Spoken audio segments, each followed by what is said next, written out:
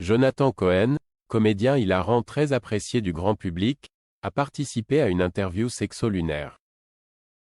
Celui-ci se confie à la fois sur sa vie intime et improvise des réponses. Un festival signé de celui que l'on surnomme Joko. Voilà une poignée d'années que Jonathan Cohen est devenu le MPV de l'humour à la française. Un débit mitraillette, des vannes fusant à toute berzingue, une gouaille imparable et un capital sympathie à toute épreuve. Voilà la formule secrète de celui que ses proches et ses fans surnomment affectueusement Joko.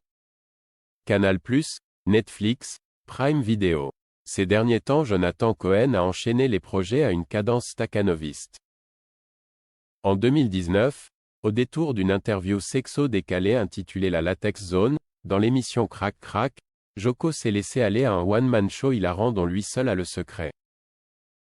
Il y a quelques années, Jonathan Cohen écumait les troisièmes rôles en quête de reconnaissance dans le métier.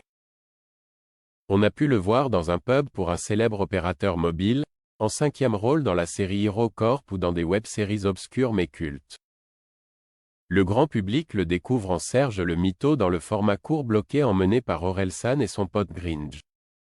Un personnage secondaire, là aussi, qui devient voleur de scène dans les épisodes où il apparaît en guest.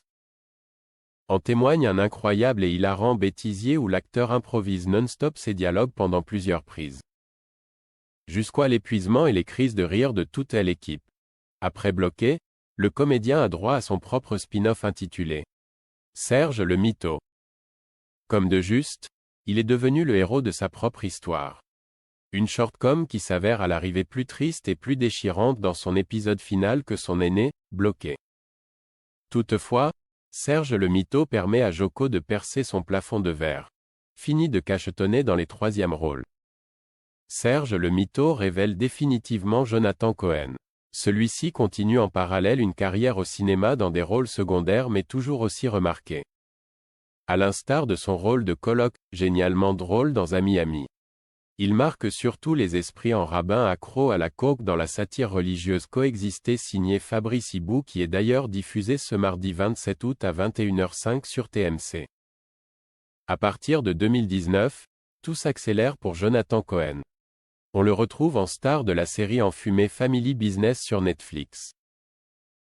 Puis, il enchaîne ensuite coup sur coup, en 2020 et 2022, le doublé La Flamme et le Flambeau sur Canal+. Soit deux parodies de télé-réalité culte qui rencontrent un grand succès. Enfin, en 2023, il secoue Prime Video avec la comédie policière Sentinelle et sa participation enflammée à LOL, qui rit, sort.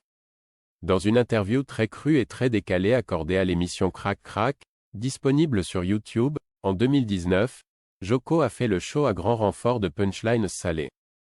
Florilège, beaucoup de malaise mais un malaise plutôt sympa, balance Jonathan Cohen, comme il sait si bien le faire, à la question « Tu viens de faire Crac Crac, ça s'est bien passé ?» Il ajoute nonchalamment « Même si, à un moment donné, cette chèvre, j'aurais jamais dû la caresser de trop près. » L'interview intitulée La Latex Zone continue.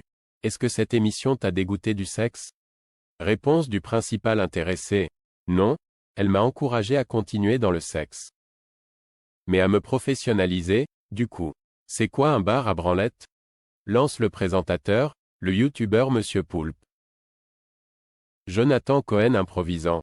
Tu vas dans un bar, tu demandes un scotch, sans glace, tu te fais branler. Les deux poufs de rire sur le plateau de Crac Crac face à l'absurdité de leur vanne. Joko ou le roi de l'impro.